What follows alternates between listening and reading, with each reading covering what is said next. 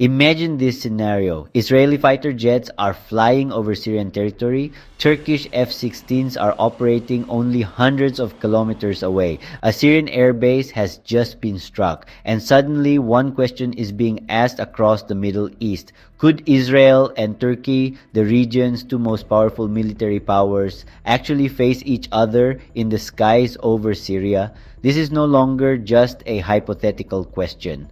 On August 18, 2026, Israel struck Syria's Abu al-Duhur air base in northwestern Syria. The attack reportedly hit the runway and military facilities, dramatically increasing tensions between Israel, Turkey, and Syria. So today, we examine the most dangerous question. If the Israeli Air Force and Turkish Air Force ever faced off over Syria, who would have the advantage? And could such an encounter trigger a much larger regional war? What happened at Abu al-Duhur? The Abu al-Duhur incident is important because it brought Israeli and Turkish strategic interests closer than ever before. Israel said it was concerned that Turkish forces could establish or expand a military presence at the Syrian airbase.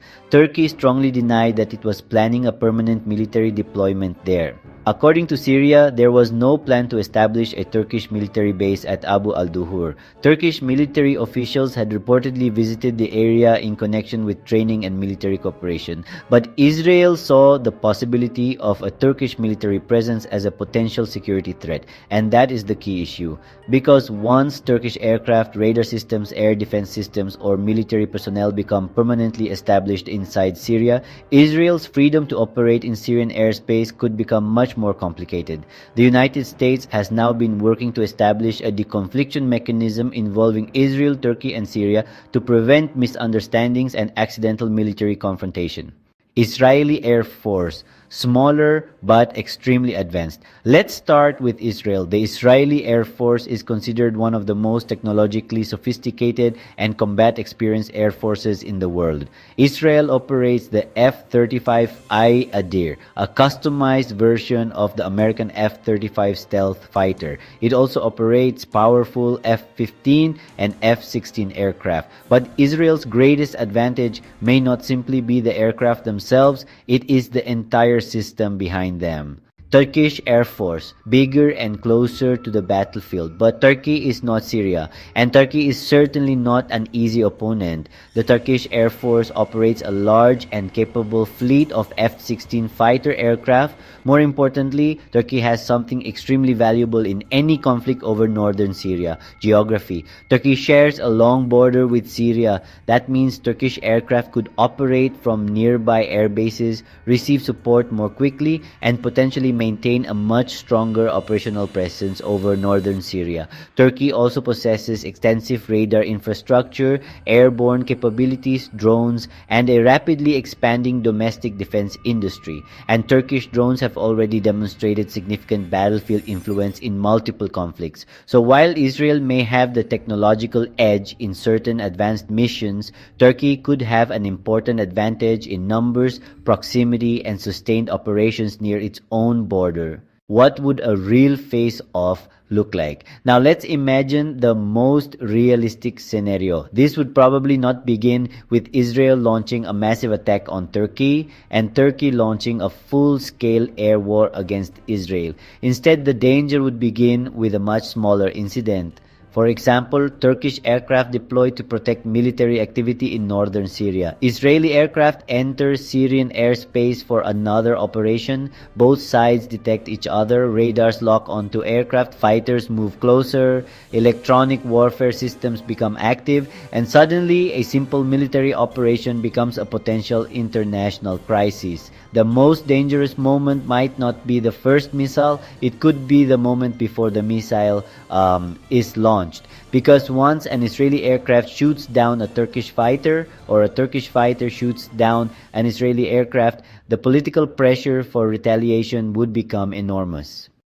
They too would win a dogfight. This is where the answer becomes complicated. In a limited, high-tech encounter, Israel could have an advantage. The combination of advanced aircraft, intelligence, electronic warfare, and combat experience would make the Israeli Air Force extremely dangerous. But in northern Syria, Turkey's geographical advantage becomes very important. Turkish fighters would be operating much closer to their own territory. Reinforcements could arrive faster, and Turkey could potentially maintain sustained air operations from nearby bases. Therefore, this would not be a simple comparison of Israel has better aircraft, therefore Israel wins. Modern air warfare depends on radar coverage, intelligence, electronic warfare, missile ranges, pilot training, air defense systems, logistics, geography, command and control, and above all, who sees the enemy first?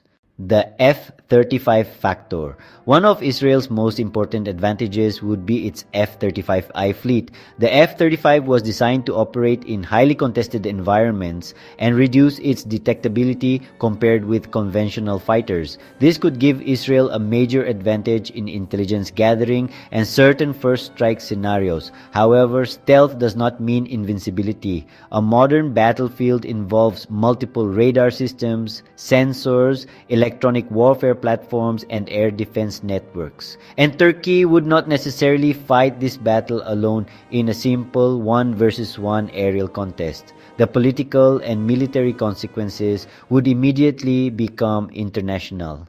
The NATO question: Turkey is a member of NATO, but this creates an important misconception. A clash involving Turkish forces inside Syria would not automatically mean that NATO would immediately enter a war against Israel.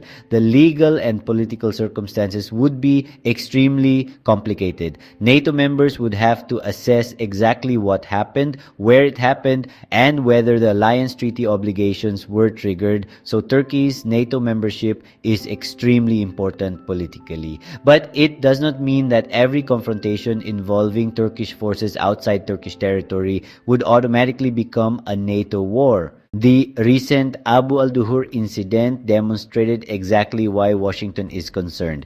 U.S. envoy Tom Barak warned that the lack of coordination could lead to a much more dangerous confrontation, while Washington has pushed for mechanisms to prevent military misunderstandings between Israel, Turkey, and Syria. And this is the real danger. Neither Israel nor Turkey may actually want a full-scale war. But wars do not always begin because leaders want them. Sometimes they begin because one aircraft crosses the wrong line, one radar operator makes the wrong decision, one missile is launched, and suddenly both governments are under pressure to respond. Final verdict. So, who has the stronger position? In a short, highly advanced air confrontation, Israel would likely possess a significant technological and operational advantage. Its F-35's intelligence capabilities, electronic warfare, and extensive combat experience would make it an extremely dangerous opponent. But in a prolonged confrontation over northern Syria, Turkey's geographical advantage, larger conventional fighter force, and proximity to the battlefield could significantly change the balance. And that is why a direct Israel-Turkey air war would be unpredictable. There would probably be no easy winner, but there could be many losers, because the real danger is not simply an Israeli F-35 facing a Turkish F-16. The real danger is that Syria could become the battlefield where two of the Middle East's most powerful militaries accidentally collide. And once that happens, stopping the war may be much harder than starting it. What do you think? Who would have the advantage in the skies over Syria, Israel, or Turkey? Comment below and don't forget to subscribe for more geopolitical and defense analysis.